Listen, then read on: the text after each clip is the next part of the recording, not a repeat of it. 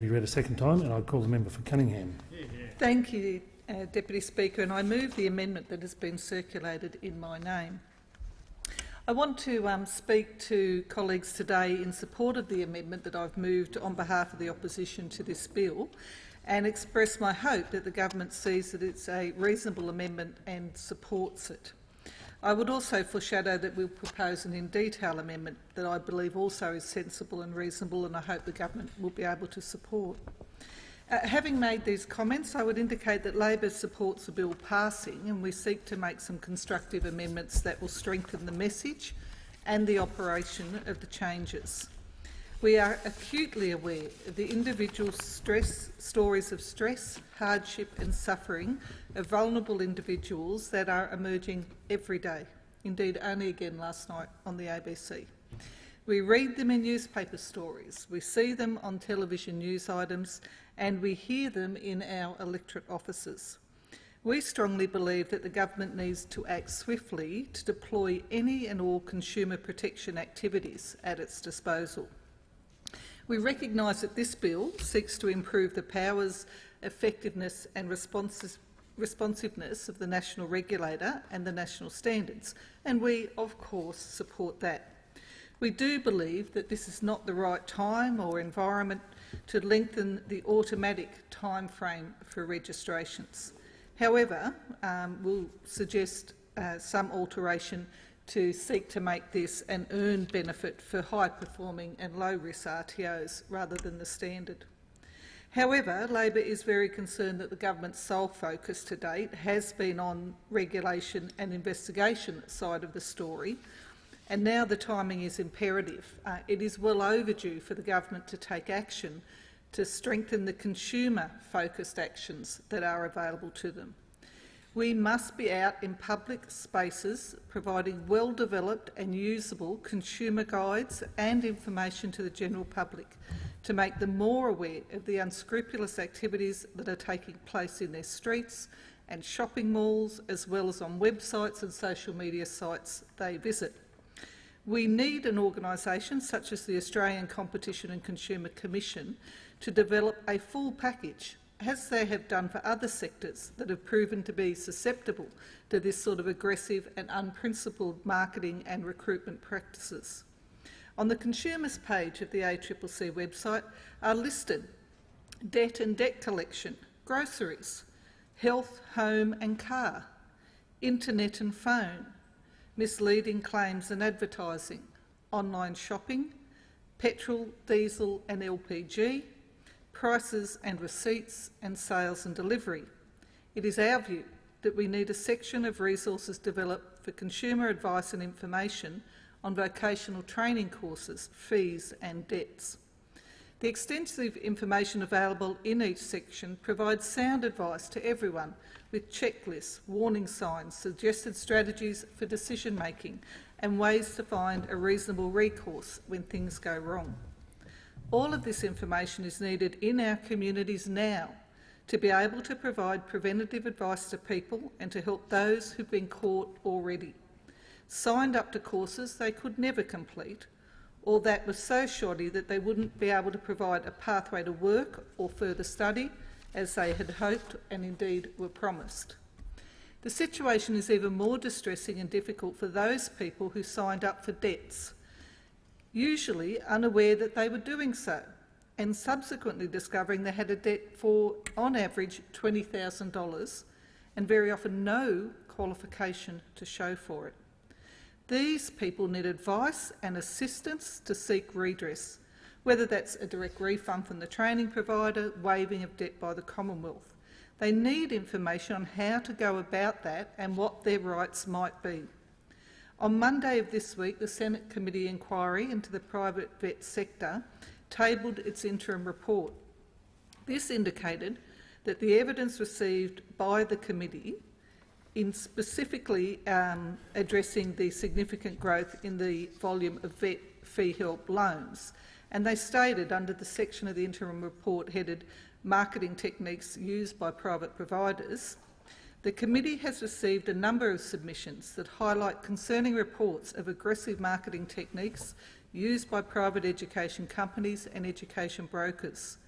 the committee is concerned about the link between access to government funding and a subsequent increase in targeted marketing, particularly that which de-emphasises the real cost of undertaking VET and misconstrues the costs associated with VET fee help. I would encourage interested members to have a look at the submissions that have been made to this inquiry. And in relation to the consumer matters our amendment seeks to address, I would particularly draw members' attention to the submission from the Consumer Action Law Centre. Much of the evidence and recommendations of this submission describe the abuses that are occurring in the VET market and make recommendations about the powers of ASQA as the national regulator to address consumer protection and consumer rights issues. But I particularly draw members' attention to recommendation 6 of that submission, where the Consumer Action Law Centre says, "We recommend that ASQA's jurisdiction be extended, A, to ensure that appropriate policies exist in relation to selling techniques, unfair prices and quality. These factors should be taken into account when accrediting a provider and determining whether accreditation should continue. B, to regulate education brokers and unregistered subcontracted providers. And C, to consider consumer protection issues, including unfair contract terms in private VET provider contracts within the meaning of Section 23 of Australian Consumer Law.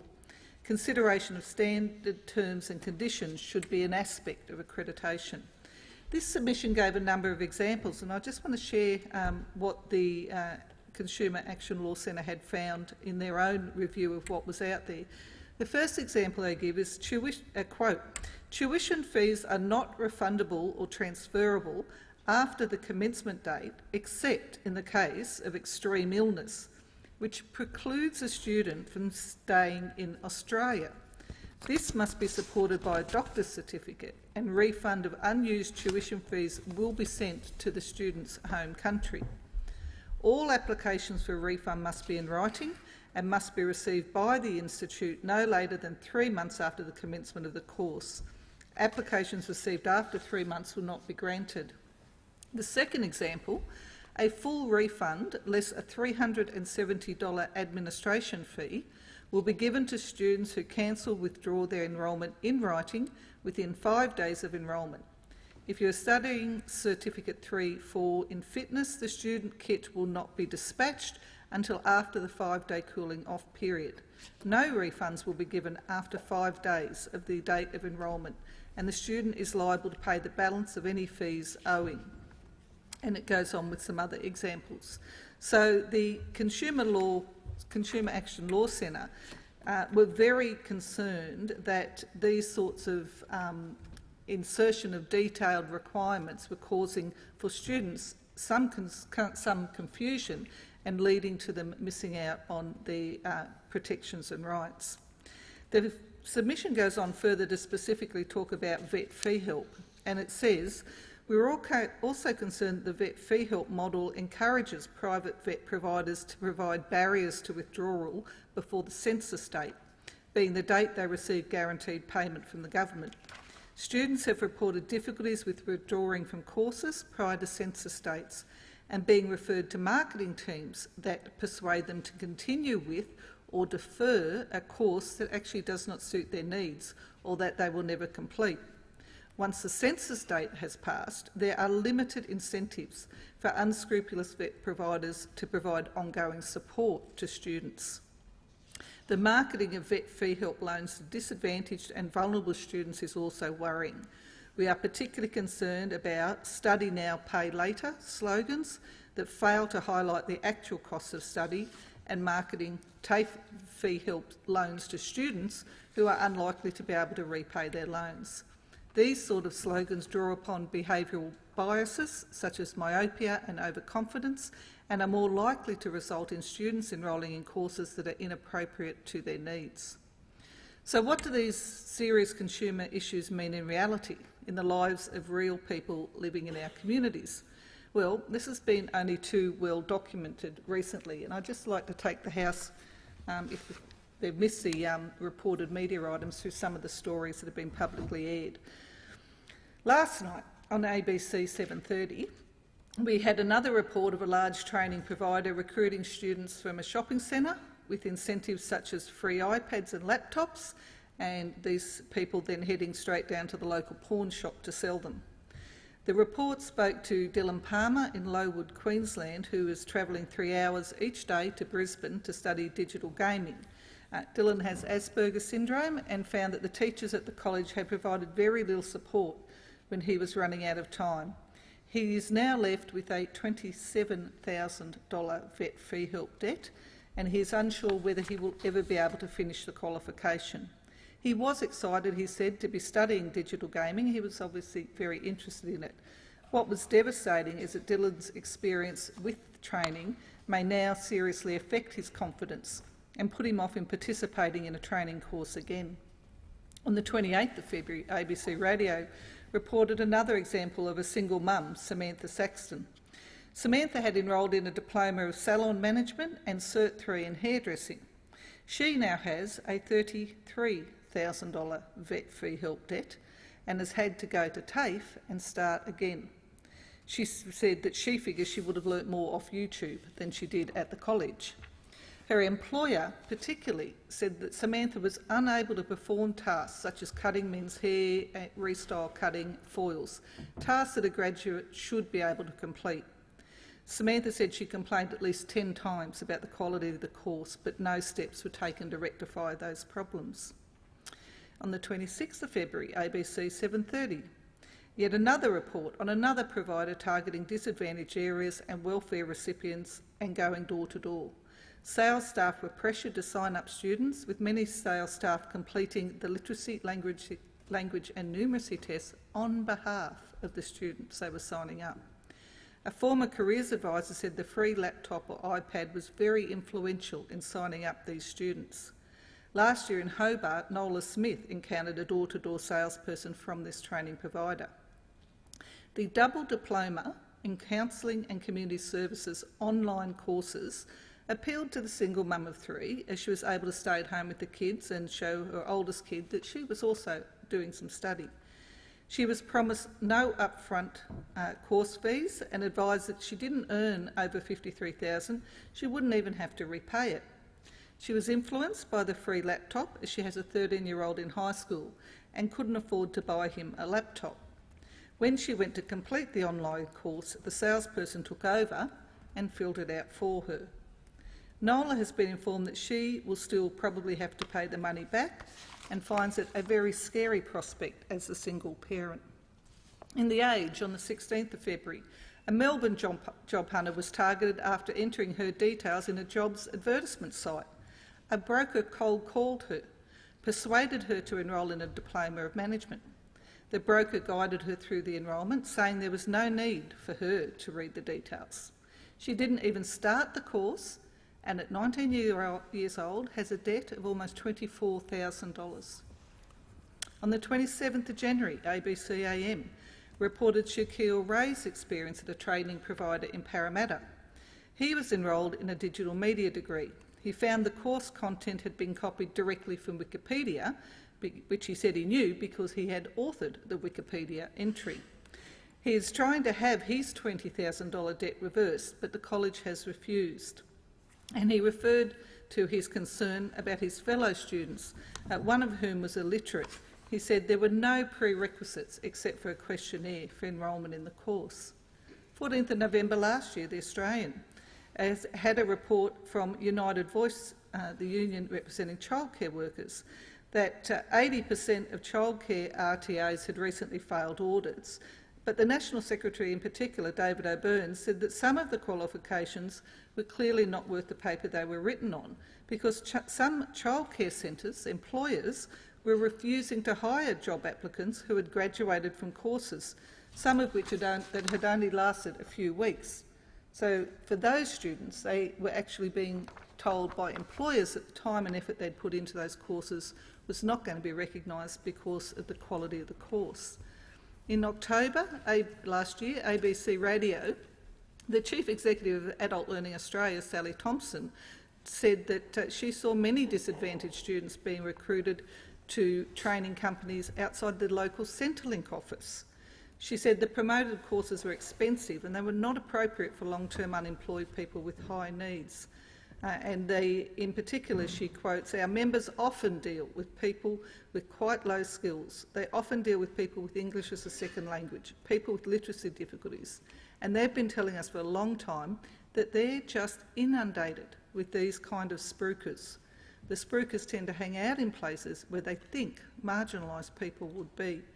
And these were the sorts of concerns that we've seen over recent months in the media, real stories, and I think those should, if nothing else, drive us to urgent action.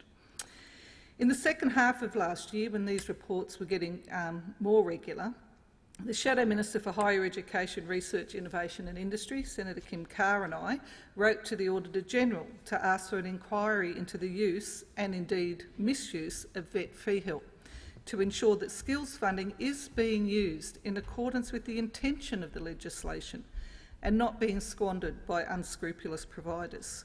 And we were pleased to receive advice in January that the Auditor-General has requested that a performance audit of vet fee help be included in the Australian National Audit Office's 2015 to 16 work program. This amendment invites the government to publicly state, again, its support for that review. This situation is so serious and its impact on vulnerable people so distressing that it does require urgent action.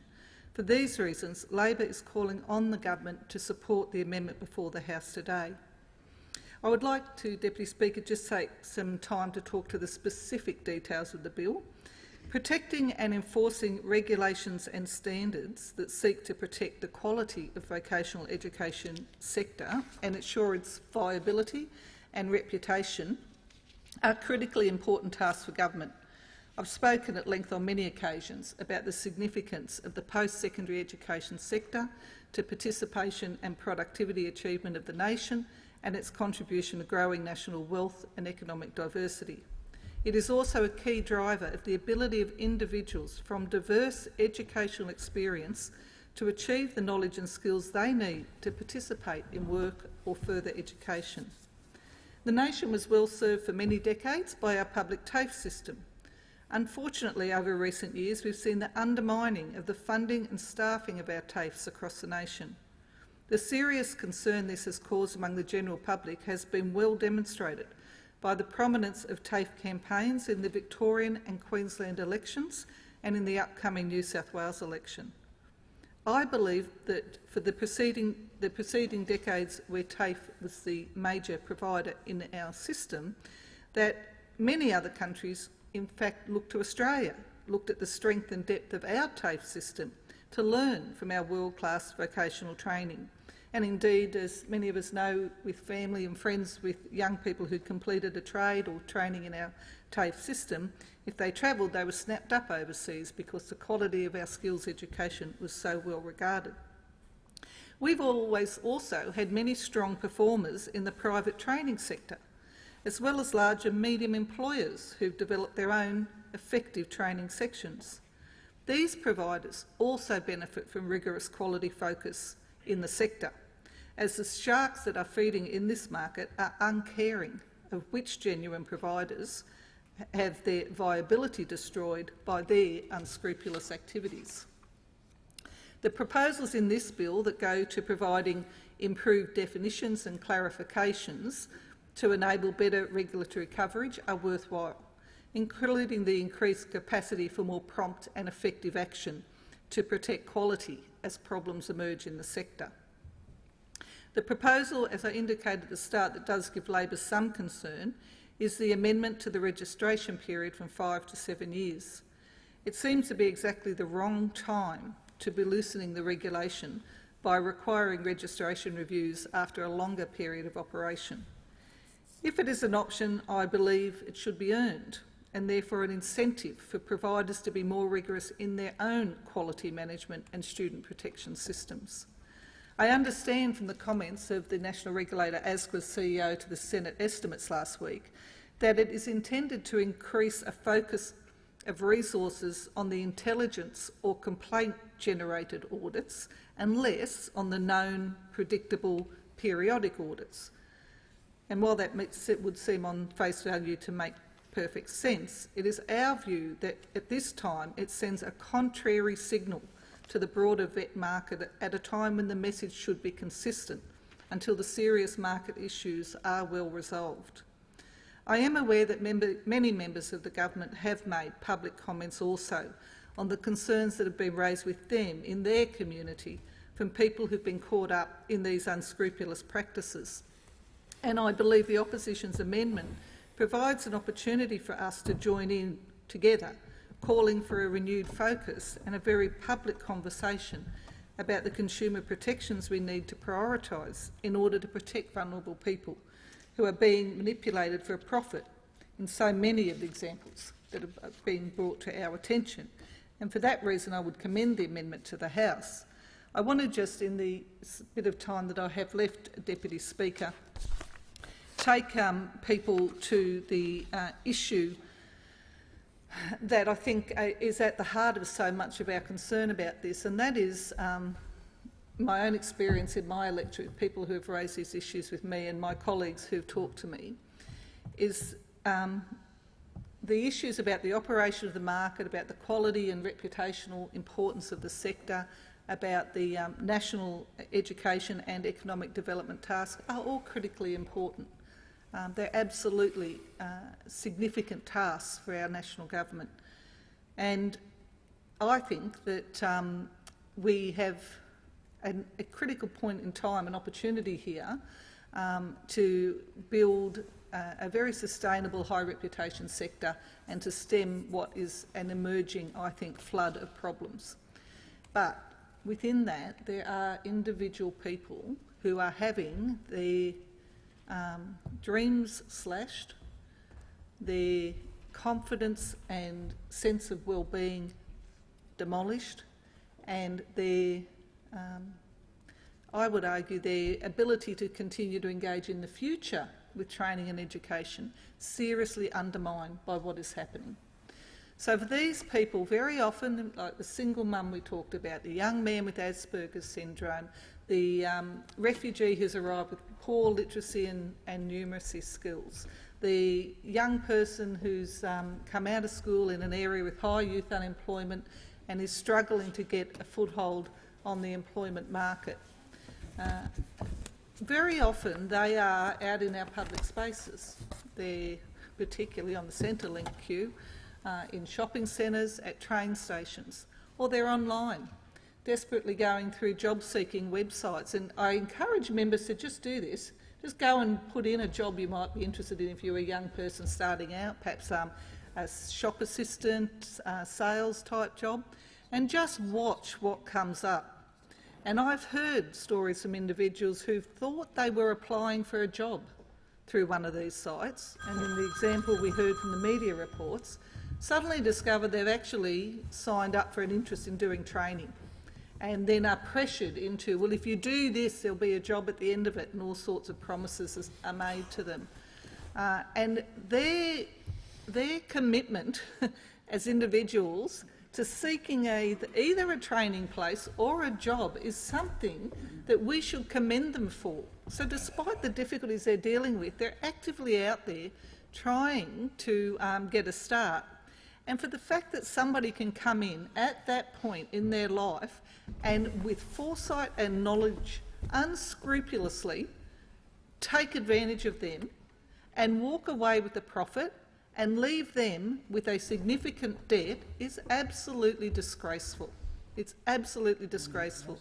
And I've heard from my colleagues in some of their examples that some of these, as Sally Thompson from the Adult Learners described them, spruikers, actually make comments to people such as, oh look, don't worry about the debt, you'll never have to repay it.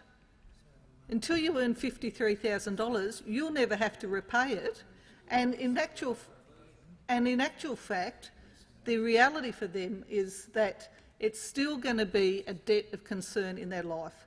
So I would hope that for those individuals that are told that you can sign up for this debt for this course, you'll never have to repay it because you won't earn $53,000, that the reality is quite the opposite, that they actually do well and go from strength to strength and do get past the threshold payment for domestic students to start repaying these debts. I would hope that was all of our wish for them.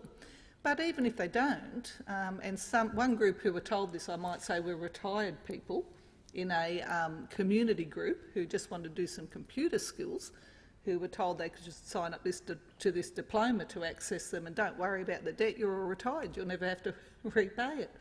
I would hope that some of these spruikers and these companies start to understand that whether you have to repay it or not, for vulnerable people on limited incomes, the debt hanging over their head is a serious stressor in their lives.